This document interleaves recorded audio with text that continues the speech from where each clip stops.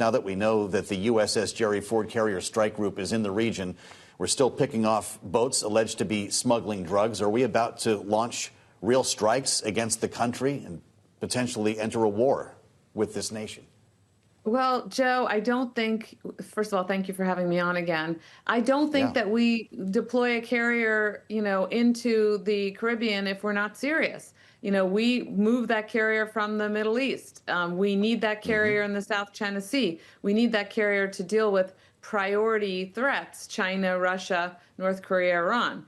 So, the fact that we moved it means we must mean business. That means that President Trump is going to take a decision to use force one way or another, I believe. From the action the U.S. has already taken, including moving this strike carrier group, to the action that the administration is reportedly weighing, what can we glean about the objectives that the administration is trying to achieve here? Is this about the cartels, or is this about something more when we're looking at the broader geopolitical context of the region? Yeah, I'm glad you asked that, Tyler, because I think the way Joe framed it is using the words of the administration, which is this is about a war against drug traffickers, which they've labeled also terrorists. I'm not sure how that label got attached, legally speaking. The reality is it's not, I don't think that their objective is to kill the drugs that are coming to the United States first and foremost. They wouldn't need a carrier strike group to do that. I think what they're trying to do is change the government in Venezuela. This is about regime change. And I have to note that nobody, here in the U.S. thinks that Maduro should stay in power. I mean, the guy is illegally in power. He stole the election. There was an election that was conducted. It was a free and fair election. The opposition showed that the machines had ballots, paper that came out of the machine that matched the paper that the people filled out. They had the receipts to show the fact that they won. But Maduro said, I don't care. And he accused the opposition of lying and basically held on to power and forced the guy who won into exile in Spain. And the other opposition leader, Maria Corina Machado, is the one who got the Nobel Prize, and she's in hiding in Venezuela. The way to bring about regime change is the question here. And I'll just add one other thing for both of you about the drugs. The administration keeps talking about fentanyl. Well, fentanyl is coming through the Mexican border, and it's cocaine that's being transported by these ships by the Venezuelans and others. So they're not even giving us accurate information about the threat that they think they're addressing here. We talked earlier with Michael Allen from Beacon Global Strategies about the motivations and whether this is about a ground assault or a projection of power. Evelyn, here's what he said.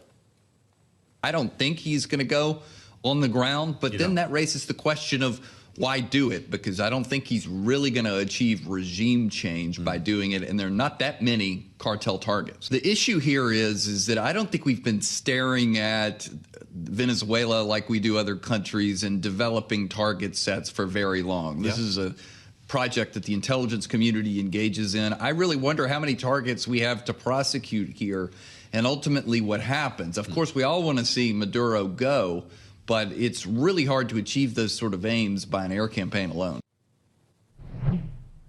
So if you listen to Michael Allen's rationale here, Evelyn, you wonder if there's any thought of actually attacking Venezuela, if this projection of power is simply to scare Maduro out of the country. Well, that is one option, Joe. Maybe the president and, his cabinet have decided that they're going to try to just intimidate Maduro, but it hasn't worked. It hasn't worked yet. And how long can the carrier just, loiter there to try to intimidate Maduro? I don't think Maduro is going to be intimidated. I do agree with Michael Allen, whom I know very well, and he's a great guy and a good thinker on all of this. The air power alone isn't going to cause Maduro to flee the country either. So it probably will require some forces going in and seizing him. And that could lead to, loss of American lives if it's not planned out properly. And I just worry that this use of force is not the best way in terms of U.S. priorities, U.S. resources, including people, to achieve regime change in Venezuela. especially when we have so many other priorities.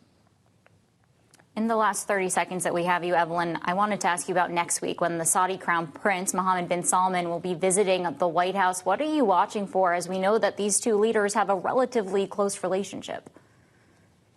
Well, I hope that on the one hand, the Saudi government, Tyler, puts pressure on our administration to continue the work that it's already done and, to move towards the two-state solution and doing something not just to solve the immediate crisis in Gaza, which is still very much a work in progress, but also to address what's happening in the West Bank and the overall lack of movement towards a two-state solution. The Saudis have been really clear that they're not going to normalize relations with Israel unless there's a solution for the Palestinian people, a real solution, a two-state solution. So that's one thing. On the U.S. side, I hope that we will be cautious about what we provide the Saudis in terms of defense equipment because of their close relationship with China.